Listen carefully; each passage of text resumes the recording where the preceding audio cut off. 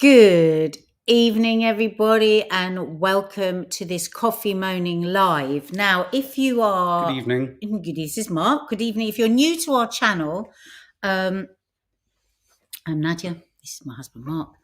And we do this show every morning, Coffee Moaning, where we do all sorts. This started in the pandemic, and it was just sort of things that were interesting us, things that we thought would interest you, bits and pieces of news, some funny stuff, some serious stuff. And we've been doing that for a good few years now. In the last 9 months, we have almost every show incorporated Gaza into what we do. And can I just say, from all perspectives? All perspectives. You know, Nadia is Anglo-Arab, her father is Jordanian. So, when October the 7th happened, we were on the story from the beginning and have been profiling it. For anyone who's new here, obviously we're profiling it principally at that point from the Israeli perspective, but then obviously as the story and as the catastrophe has evolved and developed into a genocide, then of course our coverage shifted away from October the 7th to every other day that has happened since. And there's 75 years before. And every single day that has happened ever since before October the 7th. I mean, one of my earliest memories of hearing the word Palestine was when I was a child and I was listening to my family talking about a family member, because, they're all very, we're now thousands or millions, we're all Palestinians. My dad's country just borders West Bank. The West Bank used to be part of Jordan. And stories of our cousins who had been illegally moved out of their homes by illegal settlers. And I remember as a small child listening to this and being fascinated that they weren't allowed to take anything with them out of the house. They had to just go. And, and then life moves on. And so there's always been the stories coming in and out. We have just been saying just now, haven't we, Mark? We cannot believe that here we are 9 months later. I was just scanning through my posts over the 9 months, and I felt so sad thinking, God, there's so many people posting about these children. There's so many people posting about the fact that mothers are giving babies without anaesthetics, cesareans. This won't last, but here we are 9 months later, and things are worse than any of us could possibly imagine. The worst nightmare. A stain on humanity, and our grandchildren in the future will ask us what part we played. That's how we feel. Now, today there were 2 things that happened. Sorry, Johnny. But just before you jump in on that, also, one of the other reasons, we're going to talk about the 2 things that happened and why we're doing this live in a minute. But I think it's really important to say, given our coverage, and the vast majority of you here at the moment have been with us for most of that coverage, we're at a point in the crisis now where you could argue across the 9 months, the mainstream media have not been interested enough. The Western governments have not been interested enough, have not engaged enough in the Palestinian side, in the ongoing genocide, in the breaking of international humanitarian law, in the provision of humanitarian aid, nor in the findings of every single international humanitarian aid agency, United Nations agency, international court. They have not been interested or willing to be engaged in any of that. And yet, weirdly, I think personally, we're at a point right now, because we're always sort of sifting through the news and filtering the news as it comes to us.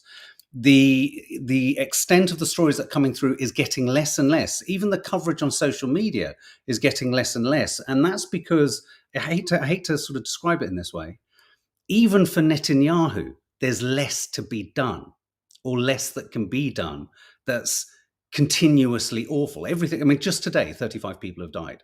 No one's talking about that. Whereas, if you think about it, 3 weeks ago when there was that awful hit on the tents and the area where people have been told to go, right. we were talking about it immediately because it was a shock. And yet we've now got back to a new place where just 35 today isn't notable. Well, and also now they're is an shutting important down time to talk the about internet all the time. Very difficult for them to get service. Very difficult for the young journalists out there to get news out. We probably know the tip of the iceberg of the true horrors that are going on there. So a couple of things. In a minute, we're going to play you a video. Now, this young man is Palestinian. He was born in Jerusalem. He's actually a pop star, and he's recently released an album, Daya. He's named after his father's hotel in Jerusalem that has Right. been bombed to the ground.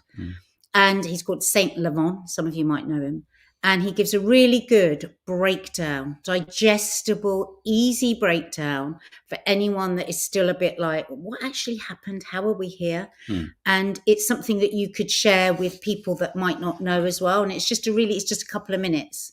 So we're going to share that in a minute. But first of all, there were two major things that happened today.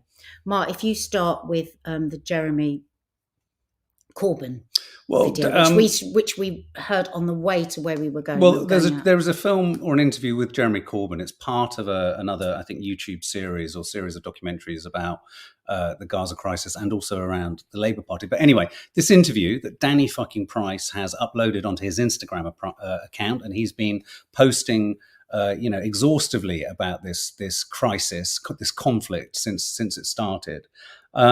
It is an incredibly compelling interview with Jeremy Corbyn about what was asked of him and the pressure that was put on him when he sought leadership and membership of the Labour Party. Really, it speaks to the extent to which the Labour Party, which, let's face it, is going to be the next government of this country, is entirely in the pockets of the Israeli government lobby. Entirely. And it's the most shocking piece of sync I've heard with Jeremy Corbyn. It's just a clip. We're going to play it for you. Shall we play it now? I think we should start with context. Okay. I think we should start with context. And I think you're the young guy who gives us context. Now, before we play this guy who, did you say is a pop star? Well, yeah, because I was also going to say about what happened. Oh, yeah, and the other thing, yeah. So that was the first thing, was this Jeremy Corbyn clip, which we're going to play you in a bit. And then secondly, we were out and about, and God, we have to be so careful. We don't want to reveal this person's gender, their job, where we met them, because they would definitely lose their job if it were to be known that they were talking with any kind of sympathy or quest for understanding about what's going on in Gaza.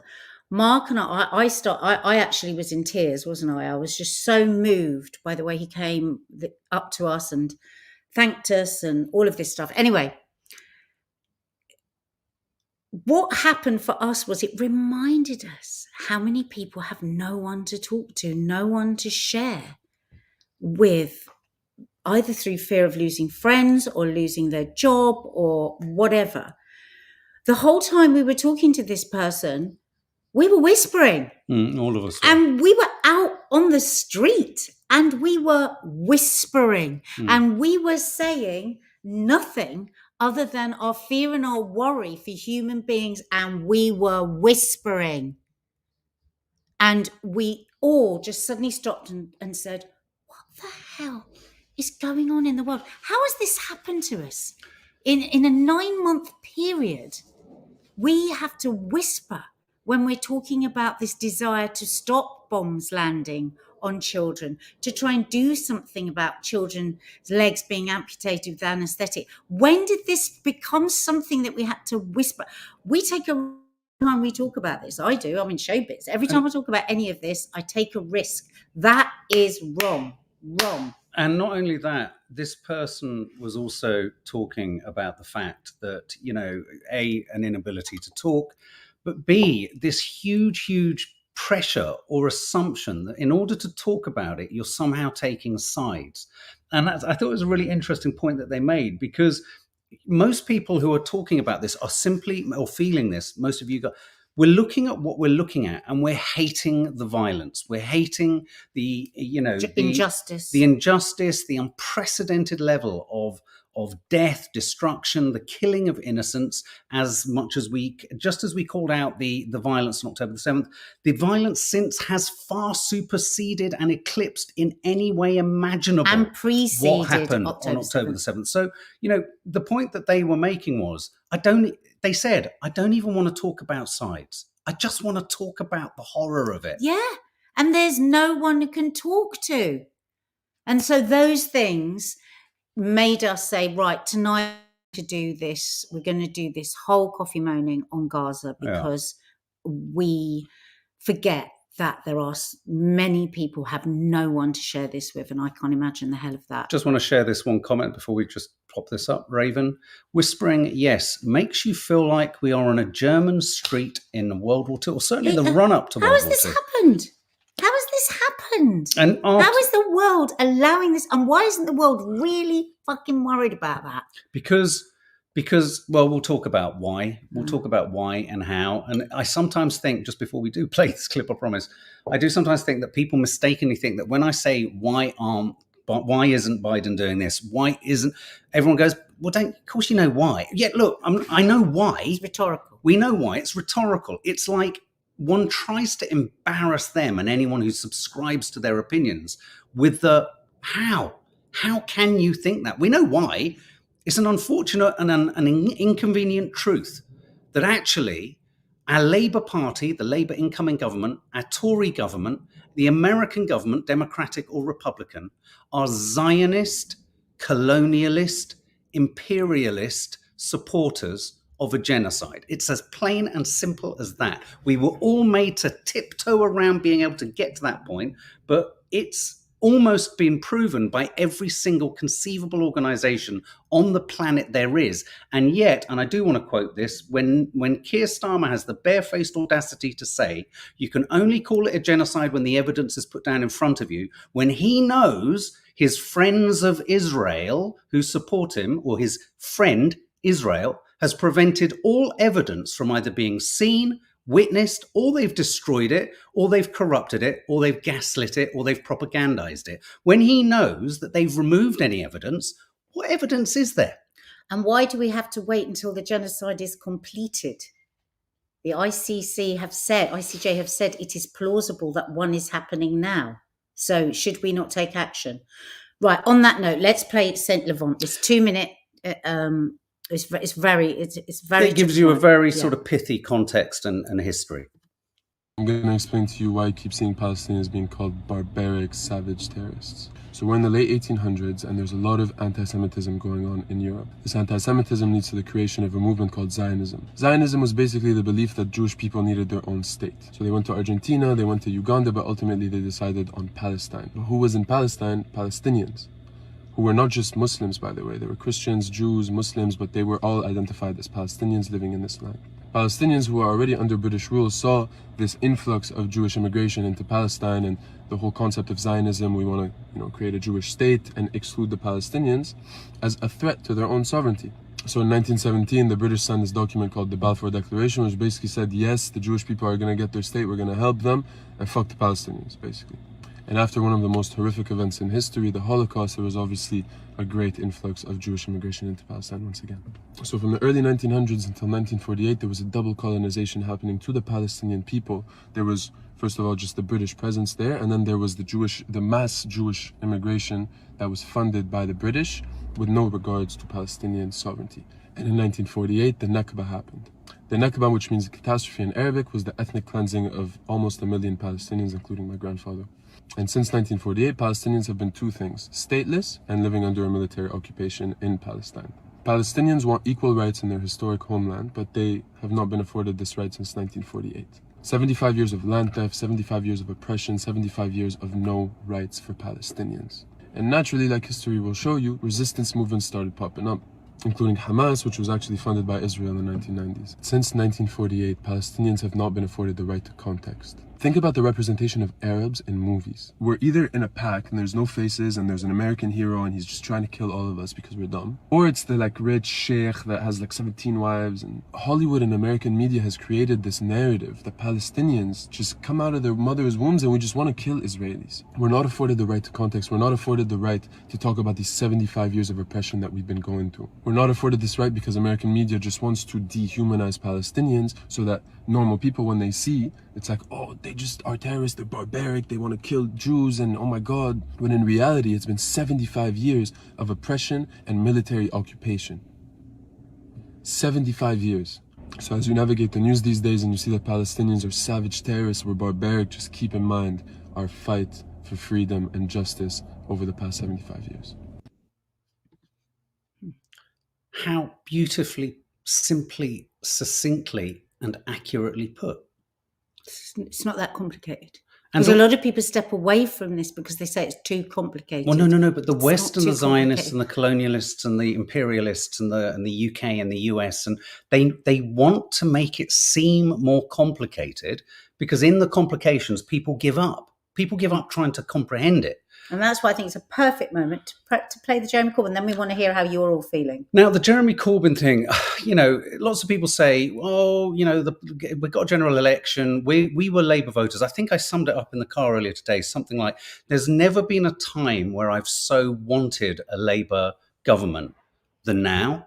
And yet, given Nothing everything will that make Keir us vote for Starmer it. and his government and the Zionists of the Labour Party have said, done and not done and said, I've never so less wanted this Labour government. It's as simple as that. No. So this is Jeremy Corbyn talking about his experiences within the Labour Party. One extremely hostile meeting of the Parliamentary Labour Party Committee, they confronted me and said, will you give a blanket undertaking that you, as party leader and potentially Prime Minister, will automatically support any military action Israel undertakes? Bam. And I said, no, I will give no such undertaking. I will give no such agreement, because the issue of Palestine has to be resolved, and the Palestinian people do not deserve to live under occupation. And the siege of Gaza has created the most incredible stress. And by the way, I've been there on 9 occasions in Israel, Palestine, and the West Bank. When the Israeli forces started attacking Gaza after October the 7th, October the 7th was wrong, and the response of killing tens of thousands of people doesn't bring anybody back, and has created the hatred and the wars of tomorrow and the year after and the year after. So was I surprised at this support for Israel? No, because the pressure of Israel on the Israeli government, on the Labour Party, is huge. But then again, there's also some wonderful people in Israel who very bravely oppose what their government is doing and oppose the occupation. But I was absolutely shocked when remarks were made which appeared to me to undermine the whole principle of international law, of the bombing of civilian targets is a war crime. Wow, to contradict straight the principles of international law. Yeah. What is the... Just no matter what, you support any military aggression by Israel. It's extraordinary. Hang on a minute. This proves that just because Sir Keir Starmer is a humanitarian lawyer, it means nothing. It means... because he's already had to say he won't support anything. It means that his kind of humanitarian law that he abides by is totally conditional. Well, we don't know that he's had the same conversation as Jeremy Corbyn, but wouldn't surprise us, would it, by the way he's behaved? We can't say categorically he did because we don't know. No, we don't know. But if Jeremy Corbyn is saying that the Parliamentary Labour Party, what was the line that he actually used? It was, I'm not going to play it. I just want... He used the line of challenged me. They said, challenge to not oppose. How can you challenge to not oppose any country's, your own country's behaviour? How can you do that before you know what it is? It means that there's a carte blanche, as we're seeing that there's a carte blanche, but it's just confirmed. So that got us irate today. That got us irate. Go on. I think the overriding feeling that I've got at the moment has been brilliantly articulated today by Dr. Myriam Françoise. Many of you may know her. She was the one from the clip that went absolutely viral when she refused to sort of fold under the interrogation of a news interviewer who kept demanding the same answer. And then I think now she has her own show, doesn't she, on Al Jazeera English? And her post today is so moving, and I really urge you to go and watch it, because I'm just going to read a little bit from it, because I think this is how a lot of people are feeling. And it's quite a long post, but I'm only going to read a short bit. And she's talking about how she's gone back to her homeland in France. She's trying to have a holiday. She's trying to break free of a little of the feeling and yeah. So she said, so it says, today I watched a child with burns so severe, screaming in pain that she likely will die, slowly, in agony. The most painkillers they have for her are tramadol. That's what Americans take for a migraine. They are treating third-degree burns to 60% of her body with a migraine tablet. I went to the gym. Last week I watched the aftermath of a bombing in which a boy no older than my son had been catapulted, limbs missing, to the pavement in a bombing. He seemed dazed initially as he raised his head in a sign of life, trying to understand what had happened to him. A nightmare beyond nightmare a child could fathom. And I watched him die as no help could heal wounds that severe. I watched a child die. I watched a child die. I watched someone's baby die alone in pain, horror upon horror, darkness upon darkness. Then I cooked dinner.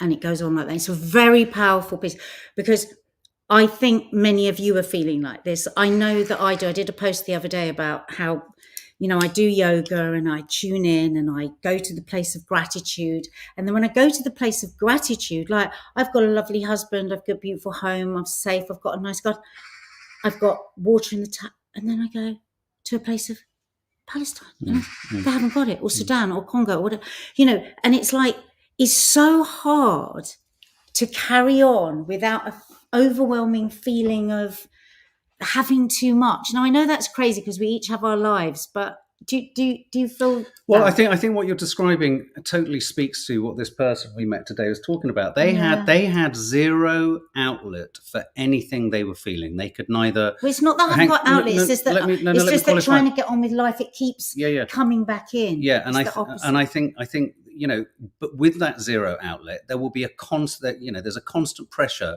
on very many people. And the reason this person's experience resonated for us and we thought would resonate for you is that I hear so many people come through on these lives, coming through on these comments after these lives have gone up saying, I can't talk to my partner. I can't talk to, not only can't talk to them, but fear that if you talk in any way that is off the mainstream narrative of Israel, you will somehow be cast as a kind of terrorist supporter or, you know, and all this kind of stuff. But I'm speaking more to the fact that for the last 9 months, there has not been a single day, has there, for any of us that are engaged in this, that it hasn't been threaded through our day. You know, I eat a meal and it comes in. It comes in. It's just like a constant hum. And of course, made so much worse if you don't have anyone to express it to. Yeah. That I can't imagine.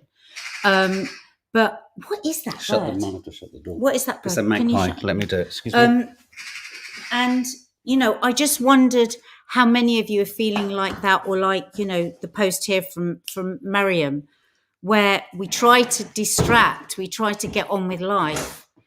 And then we feel guilty almost because, my God, they can't distract. You know, they can't distract from what's going on. They can't, like, just turn their phone off. And so I just thought it would be nice to hear from any of you guys that are feeling the same way. Yeah. I mean, alone at the oddest of times. I mean, I can't stomach the supercilious ignoring of it all. I hate the way in which if you look at the general election, we look at what everyone's saying and doing on the election, they just don't talk about it. They're just going to ignore it because they just think by ignoring it, it doesn't exist. And by denying it in conversation, they stop it from existing. And I just hope more people have seen them all for what they are, which is inhumane, careerist politicians. My respect, someone did say, my respect for Jeremy Corbyn has gone through the roof. And I have maligned Corbyn in the past when I felt that he wasn't clear on Brexit and I didn't know what was happening with the Labour Party. I joined the Labour Party and I actively voted for Corbyn to be the leader. And so you're right. He was pulled away. He was pulled aside. He couldn't be bought. Karen Hula, did you read that? I can't watch the footage anymore as it was tearing my heart out. This genocide won't be allowed to stop until the elites of the world say it can. Exactly. They won't. And that's where we all feel so. Oh, they sorry. Won't. Hi. Which one? Absolutely feel the same, Natalie. Absolutely feel the same. It's a constant feeling of guilt. It's weird, isn't it? Being able to put my child, I know, safely every night. Those videos of the children jumping out of their skin. I showed one to Mark last night. You know, there's no blood, there's no injury, there's nothing gory. But he leapt out of his seat with the horror of it in the same way you would the most bloody awful. Because there's this baby fast asleep. His eyes go wide open. He jumps out of his skin. It's not the one I posted the other week. This is another one. And you just think, just that one little horror that every child is going through. Can that not touch the heart as they pound over day and night? Mums can't sleep, babies can't sleep, mothers are sleeping on top of their children. So if the bomb comes down, it gets, you know, they've got some sort of protection. How can we? How do we just carry on with our lives?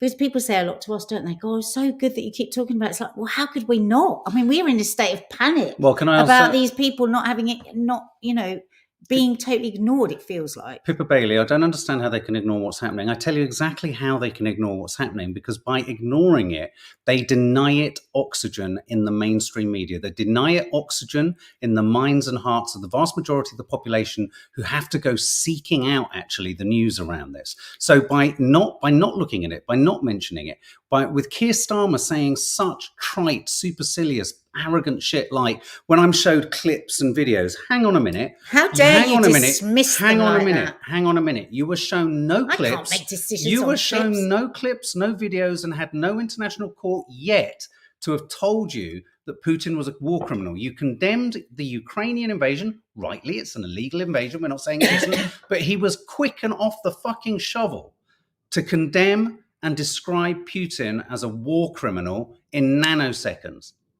Also, sorry, I don't know who that was. Was it Caroline? As SaintLevant said, the Arabs, the Palestinians, have been cast as barbarian terrorists that come out of the womb wanting to kill Israelis. So that's how people can switch off, because actually this is terribly unsavory what's going on. You know, when people go, oh no, don't tell me anything. Why? Because you might have to think about why you don't want to hear anything, and you might have to question certain things and look into and question maybe the one idea that you have of a Palestinian or of an Arab. I mean, in Israel, there is no such thing as a Palestinian. They're just Arabs. They're just Arabs. Just everybody's just an Arab, and everybody is a terrorist. That's why all of them must die. Yeah, we're down to 650,000 people now in Rafah. There was 1.2 million a couple of weeks ago. Do you remember the red line? Do you remember the red line Biden gave? Once you enter Rafah. Now, obviously, some of those have been displaced, squished into already overwhelmed refugee camps, but many of those will be killed. Ethnic cleansing is happening. They are cleansing out Gaza. They are cleansing it out. They are razing everything to the ground. There are no schools, no universities, no nothing. They're killing all the doctors, all the university academics. It's happening. And yet people in power are still sitting there saying, not quite yet. No. Sorry, I can't say anything yet. Because, you know, I'm a humanitarian lawyer, and I was around for the genocide in what? Well, if you are a lawyer, what do you think of the ICJ? They are saying now it's happening. As Mark says, every humanitarian, Save the Children, are practically on their knees begging. You know, what else do they need? They need nothing. What? They're just going to wait till it's done. Let me just explain the little equation, the kind of wizardry and the alchemy that Keir Starmer is operating as he says, I need to see the evidence, like I did with you. I need to see the evidence. But right? I don't want to look at any videos. Hang on. I really want to get this out before I forget it. Here's the point. Here's the detail of how he has said, I need to see the evidence. Show me the evidence and I can tell you there's a genocide. There will be no... There is evidence, and there will be evidence. There's so much evidence, it's spilt out beyond Israel and the West's huge endeavors to prevent the world seeing it, despite despite itself, it's been such a massive genocide, it has simply seeped through, pushed through the seams of the West attempting to control it. And yet, what they're going to still carry on doing, and this is why now is not more important, but now is as important to keep talking about this, is because right now as we speak, Keir Starmer, Biden, Trump, the Israelis, and every other supporter of Israel is currently shifting all the evidence around, making sure it's not findable, making sure there's doubt. There's always doubt. There's going to be doubt. They're going to make it. I've always used the phrase, when they say there's no evidence of a cover-up, sometimes, not always, but often it's because the cover-up has been successful. That's a cover-up. That's a cover-up. When it's covered up. So I've got a feeling Keir Starmer's going to say we haven't seen the evidence of a genocide. Why? Because Israel wouldn't let us see the evidence of the genocide. But don't worry, there's loads of evidence. Why? We've all got it in our Israel are asked to mark their own genocidal homework. Yeah. Rebecca Ellis Craig, very good point. Did you see the fury with which Starmer immediately condemned the Just Stop Oil protests at Stonehenge? Cornflower, yellow cornflower thrown at stones. Some stones are more valuable and worthy of protection than human children. The children do not count. They do not count. At least 10 amputations a day without general anaesthetic. Can we just think about that? You know, can we just think about that? How? Hi, Reese. If that was a white baby's, those were white baby's legs, it would be a very, very, very different case. It would be wall to wall on that TV. Mention it again, Reese. Reese thinks, hope you're well, Reese. I think my mention of Dr. Miriam has been shadow banned. No way, really. What did you say? Try saying it again. It's horrific. I mean, Keir Starmer has been more outspoken about a St. George's cross on the collar of an England shirt. And I saw a headline, more headlines are popping up about Keir Starmer, the geezer, wanting to make sure that late kickoffs don't happen as often for football. The guy is an absolute joke. This is a great comment, Nina. This sums up exactly why we wanted to do tonight. Where are you all in my everyday life? Whenever people ask me if I'm okay, I say no. Not whilst I'm watching a genocide, hoping by anyone who cares, but all I get is tumbleweed. People don't ask the second question, do they? It's baked in pure. They don't say pure. Oh, they don't say. Racism. Are you? I have the same in my life all the time. I mean, look at me. I'm on here. I'm on Instagram. Nobody asks me. No. Nobody says a word to me about it. No, and it makes me angry. The thing but also you've got to try and flip that anger into some kind of humor. I mean, the thing that struck us all, three of us today, as we were standing in this odd triangle talking to each other, we found ourselves laughing with disbelief that we were whispering in the street, because there's an absolute profound knowledge that on a humanitarian level, and this is why I love that whole chat with the pop star or the Palestinian guy giving us the history. There is a whole sort of, oh God, we know we're right in terms of humanity, and we also know we're right in terms of history. This is what people want. They really want us to think that historically we haven't all quite got it right. We have. And let me just clarify this one detail, because what will often be said is the almost medieval, almost pre-historic call on the land that the original, Jewish people of that land had for it. But the weird thing about that, when that's invoked, is so too did who became the Muslims, and so too who were the Christians who became the Christians. What people don't understand, and he made the point, before Israel was foisted into this area, Palestinian Jewish, Palestinian Muslim, Palestinian Christian lived alongside each other. Yeah. Now, that's not to say they all lived forever in a kind of happy family. No one ever has. There's no society like that. But you know what? Most of the Palestinian Jews, as the influx was happening, as a consequence of the greatest, hugest, worstest atrocity in global history, the Holocaust. Whilst that was happening, many Palestinian Jews, and when you look online, many Jewish Voices for Peace, many Jewish activists and citizens in Israel themselves don't believe that the state of Israel itself should exist in the way that it does. Thank you, Stephanie. 8 months of it, and I never realised we were so gaslit forever changed. That's the only positive to come out of it. My kids and hubby listen to me, but hardly any friends engage. Fucked up. I know. Hardy's rule. I am genuinely interested on your thoughts on those celebs who are silent. Do they not care, or are they truly scared of a higher power? I think, there'll be a mixture of people that just aren't engaged because it doesn't touch them. But I think that for a lot of people, it is very frightening because, people are losing their jobs. People are losing out financially. It's a real concern, but it's not just showbiz people. I mean, we've got friends who are teachers that have been told categorically they're not allowed to mention it. If a child asks for it, asks anything about it, they're to swerve the question. I mean, incredible. But the caveat, and this is my caveat, not necessarily Nadia's, my caveat on that, on Hardy's rule is, if you are a celebrity or a journalist and you were posting intensely, as we did, as everyone did, and vocally about Ukraine, I would like to ask all of you a question as to why you're not posting on this. Yeah. Or was that just like Black Lives Matter? Was it the moment where everyone just popped a black square? I think it was a very safe thing to post about Ukraine. And why? Because the world, the global sociopathic leaders told us that these were the bad guys and that it was all very clear and nobody's going to get into trouble. So everybody just did as they were told. That's what happened there.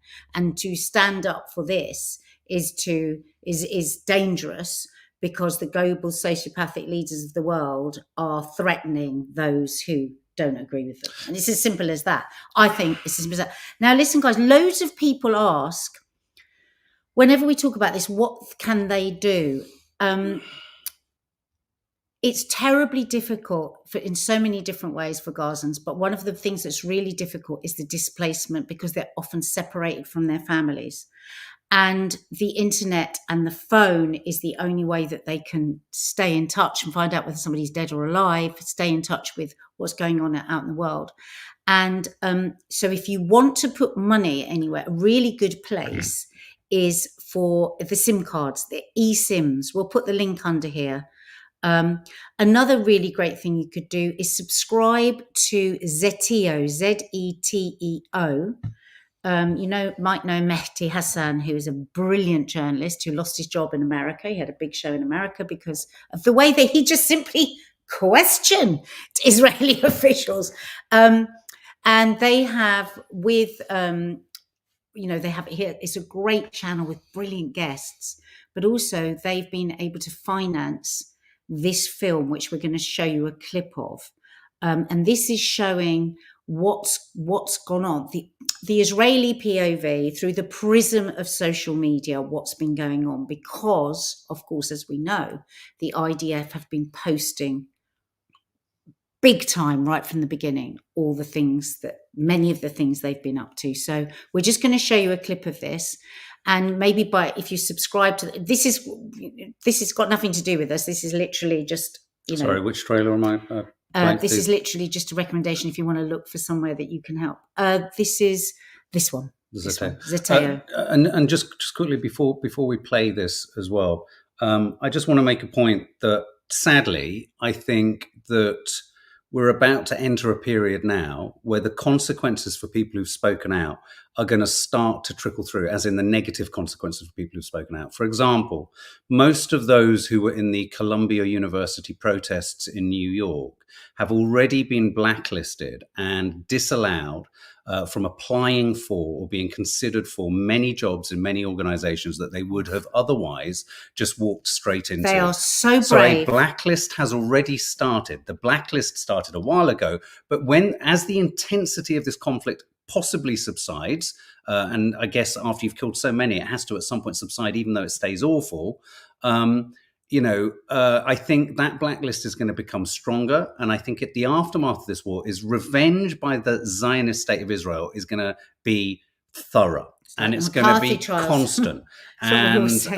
And someone else just said they've noticed that with governments, when they do things they don't want people to look at, they do something else. Exactly. That's why he's so enraged about the stones having cornflower thrown on them, so that we don't think about what's going on elsewhere. And also that's why Netanyahu is getting his knickers in a twist about Hezbollah and Lebanon, because distract, and then we can just get on with carving up Gaza for all the settlers. Perfect. That's how it works. Shagufta Sharif, I really, it breaks my heart. I thought I had an amazing group of friends. I've been heartbroken by their silence. I feel my reality was fake. I feel like I'm in grief, not only for the Palestinians, but for life as I knew it. Do you know what? Without being dramatic, that really chimes with me. I'm questioning so much about my life. So much about my life. What is this life? A lot of it does feel fake and pointless and shallow, big hug to you. That really jumped out at me, that comment. Okay, so I'm going to add, this is the trailer for the documentary, yeah? Not Israelism, is that correct? Yeah, this is trailer for documentary. We're going to show you another one. Okay. So it'd be good to support this.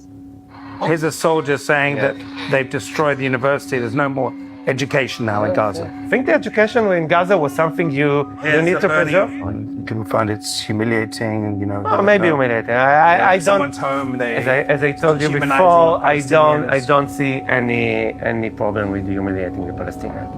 There is nothing which humiliates them.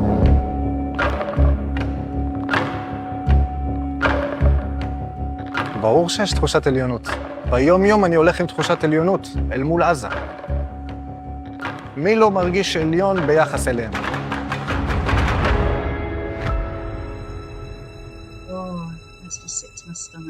Since the war in Gaza started, Israeli soldiers on the front line have been broadcasting the devastation and their dehumanization of Palestinians on social media. Actually, when I filmed it, my commander was very... They want me to do it. There's videos where they've shown that they've tortured captives. They didn't torture captives. You are lying. You are lying, you are lying. They are not torture captives. They are going. This is a video where Israeli French soldier put a video out. They are being investigated.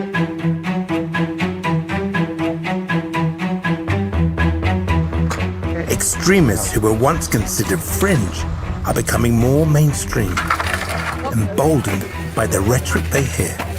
Are you not concerned that by blocking the aid going to Gaza, a lot of Palestinians who are already suffering are starving? It's a wrong question, okay? Because the aid gets to Hamas. The issue for Israel now goes well beyond the occupation. כמה אני חושב שצריכים להרג עד שלא יהיה חמאס. אם צריך להרוג מיליון. It will always be the response of the West. We are exaggerating, but we are working. If we have genocide, let's talk.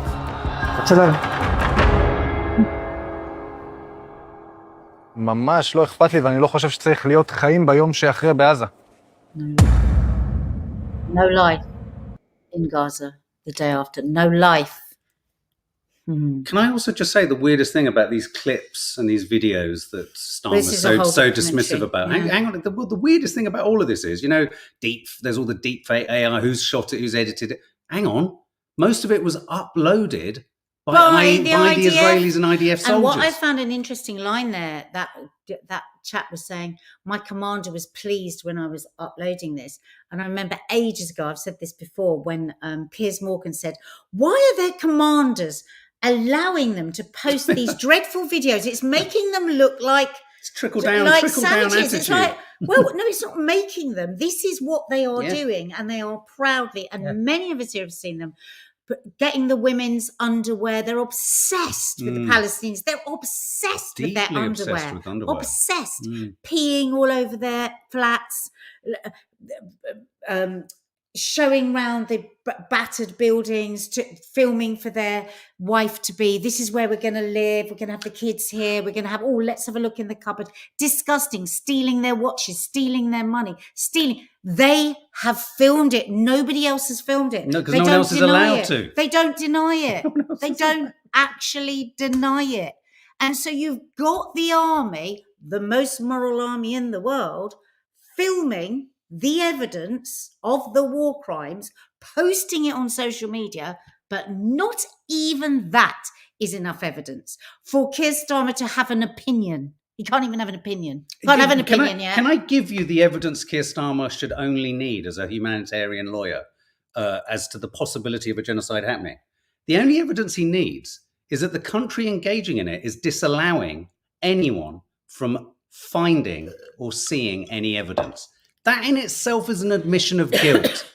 It is an admission of guilt. It's not enough if you close an entire enclave down and prevent the entire world's press and prevent all of the world's neutral international observers to be able to go in, you are hiding something. Exactly. What do people think of that clip? It looks really interesting, doesn't it? Because it's the gathering together of the evidence that the Israeli army have given us already. And you know what? I feel so sorry for them because they're put into the army at 18, 19. And if they say no, they go in for 6 months, then they come out of prison, then they come out of prison. And if they don't sign up, then they go back in for another 6 months. And that's how it goes on. So at 18, with totally malleable brains, they are where they've been brought up to not even believe there is such a thing as a Palestinian. They're never shown.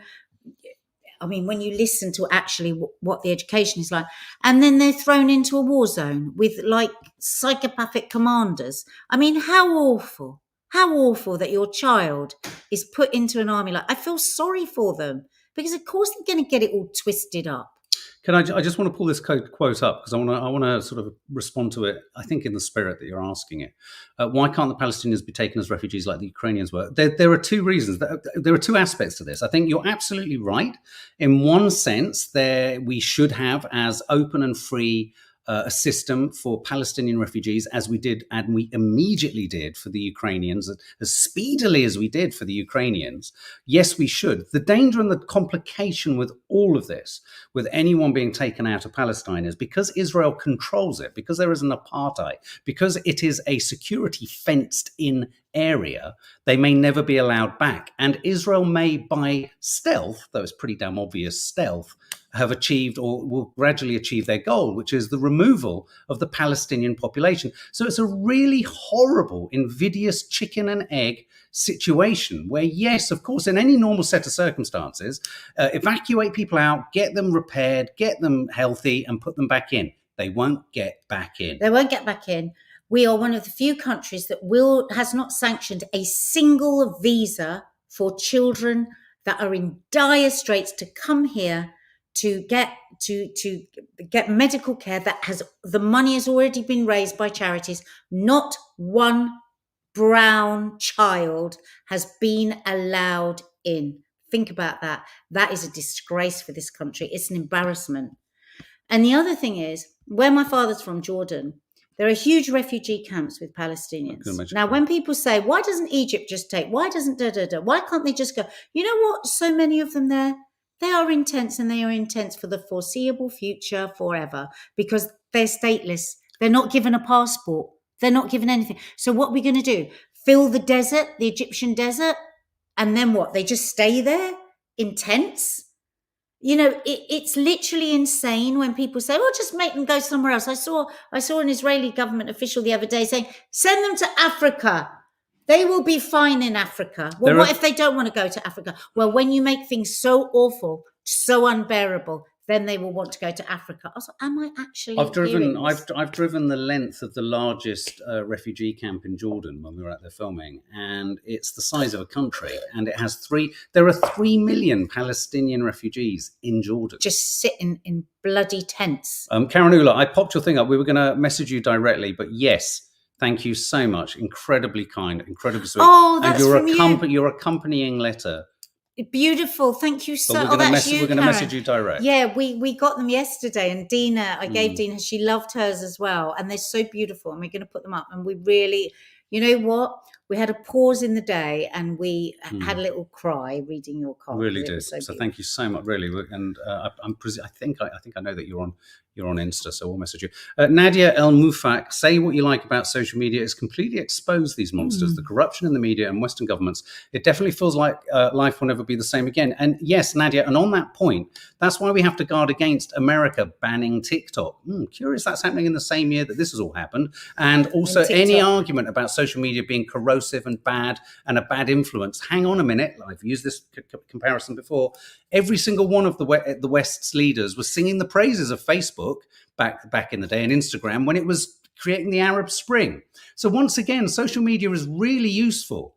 Only if it's attacking Arabs that are all terrorists, exactly. And we need to get rid of all of them. And on another note, just to inform the election situation, have you noticed every recent election in the UK and the US, most of the kind of there's always the kind of controversy of who's influencing Russian, Chinese, all these Russian bots. They're influencing the elections in the UK and America, but Israel has influenced all of our governments, but is okay. That's okay. It's weird. Because there's a really clear line, isn't it? The goodies and the baddies. And it's just as simple as that. Right, before we go, just another thing that we want to show you. This is the trailer for a film. We are going to be reviewing this film, Israelism. This is a really, really important film. And all the people in the know say that. And everyone is desperate for everyone to watch this and share this. You can get it on Amazon. You can get it on Apple. You can get it most places, Prime Video. And it's a bit of a masterpiece in the way that it digs in, and you will actually see people change their minds within the film. And I'm right in thinking that the kind of concept behind this is that this is about Israelis speaking about their indoctrination.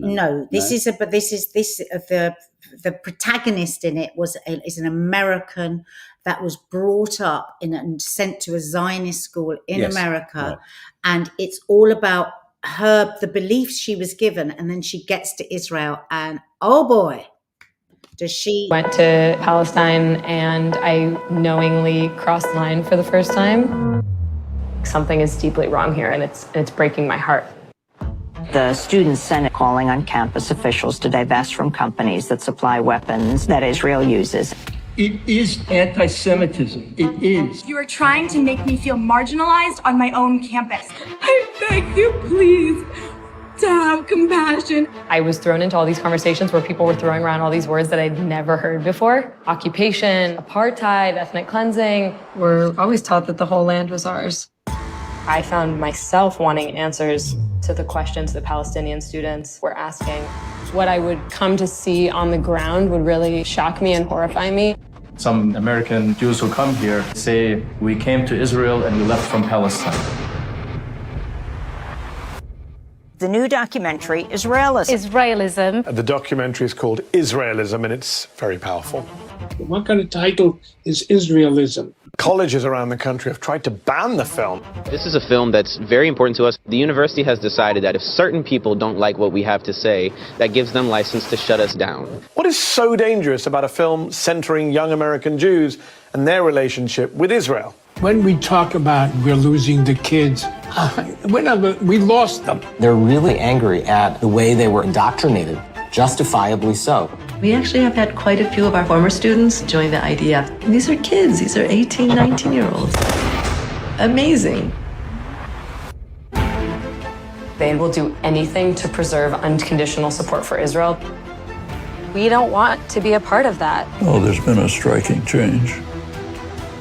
Anytime you cut against the grain, you're going to catch hell. You are a self-loathing Jew. Go kill yourself. An anti-Semitic Jew. The way that we talk about anti-Semitism isn't about protecting Jews, it's about protecting Israel. How dangerous is that?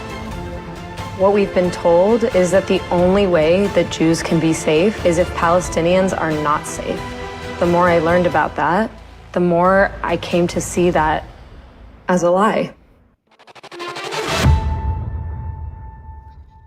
So another thing that you can do, like people are always saying, what can we do? That could be to watch that film and maybe share it with other people and see it from that perspective. I just want to show you one final thing, because I keep meaning to mention this on so many of our lives and chats. But Seth Rogen, some of you will know Seth Rogen. He's a producer, he's a writer, he's a comedian, he's an actor.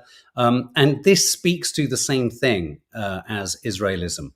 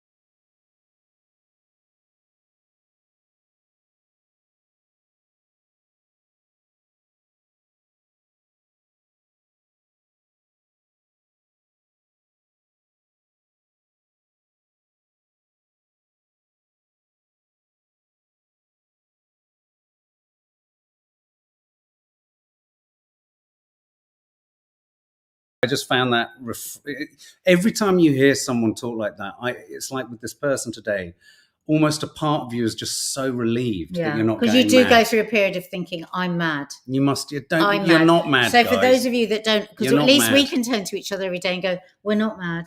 No. The world's mad.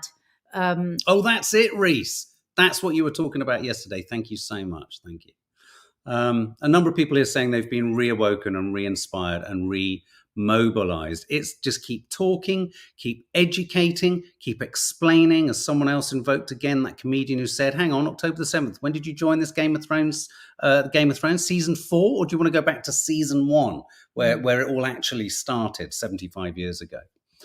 So in terms of where you can watch these films, we're going to put links under this live to direct links actually to all of the Instagram posts we've shown you. We're going to put those up. We're going to put links to the trailers. And also, I really would recommend following Mehdi Hassan and Zeteo and subscribing to that channel, because they are trying. He's a very smart guy, and they are working really hard to give an alternative to the news, to the way that we're fed the news. Wendy Stewart's asking, I want to watch film, where can I see it? The Israelism. Israelism is that you can watch. I think it's on Amazon Prime. Amazon Prime, Apple. I think it's on YouTube. You know, where you buy it. You have to buy it. And the other one, you have to subscribe to Zeteo. I don't know how to say that. And we're going to be reviewing them both. So, yeah. Okay, guys. Well, look, we hope, we've given you some company. We hope you're feeling what we're feeling now with you guys, which we felt with this person today, which is, oh my God. There are other people. There are other people. Yeah, absolutely. And if that other person should be happening to watch, can we give you a big hug?